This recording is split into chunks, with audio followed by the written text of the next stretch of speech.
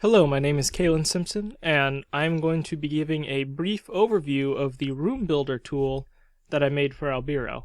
Now, Alberio was a third-person shooter that took place on a space station, so all the maps and levels were comprised of hallway networks with rooms at various junctions.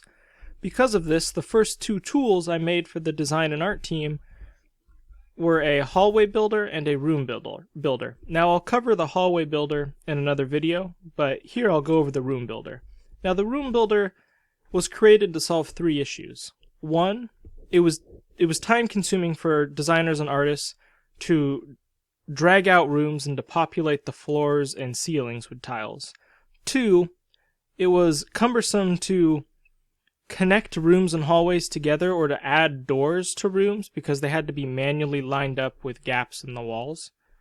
Three, once a room was built, it was almost impossible to efficiently move it because there were hundreds of objects, hundreds of props in the room, and even if you had them all in a group or layer and could select them all at once, you're still dragging around hundreds of objects, and that's never going to be very precise.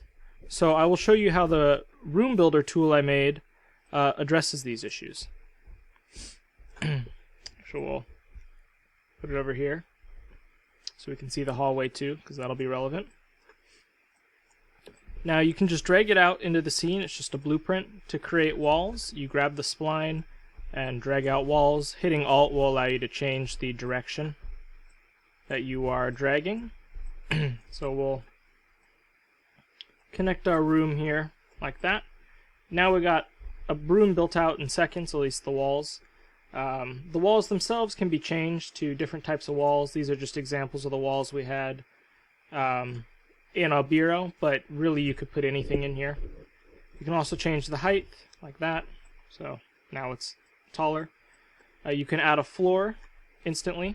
The only caveat with the floor, and this goes for the ceiling as well, is that since the floor tiles are twice the size of a wall segment, you do need to make sure that your walls are an even number of segments on corners like that. But outside of that, it's just a click of a button. You can also change the floor tiles if you want. We only had two types of floors in the game for us, but then there is the ceiling, which works the same way. You can just check the box and it'll generate a ceiling.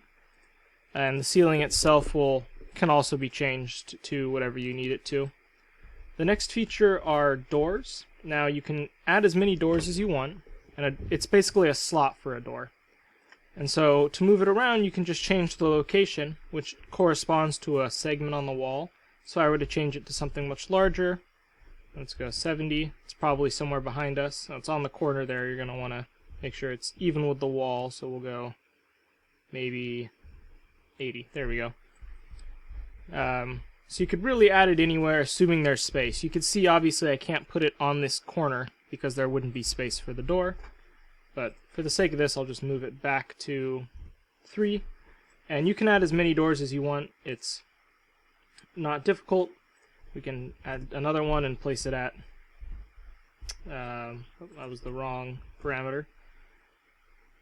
Open it here and then place it at 15. Well, I guess 25. I'm just having bad luck with choosing the numbers, but you can also drag it out, I guess, like that, and just drag it around. But yeah, you could have as many doors as you want. You can also change the height or the layer that they're on, so you could raise it like that. But for now, we're just going to keep one door and leave it here. You can also change the type of the door.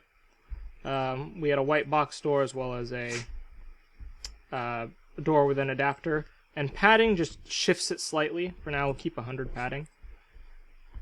Now, to add an actual, movable door to this, what you would do is you would just take a door object. We'll duplicate this one.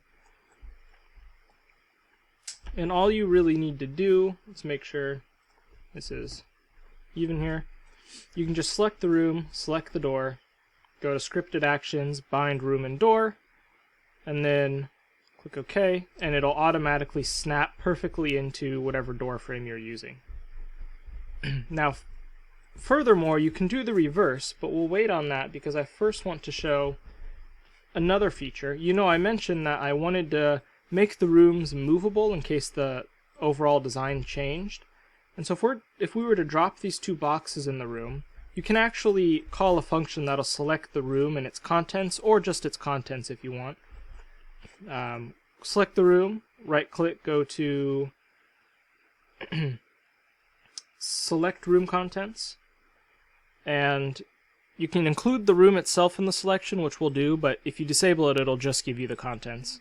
You hit OK, and now you can see that it selected the room and all its contents.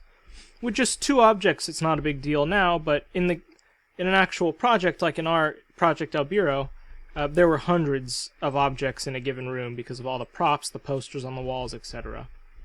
Now you can also do something cool where you can move a room to a door, as I said earlier. And so if you wanted to take this room and its contents and snap it to a hallway, that would be very easy to do. You could just select the room, select the door you're snapping it to, and then we're going to run that same function, bind door and room, but this time we're going to move the room to the door, and we're going to take the contents of the room with it.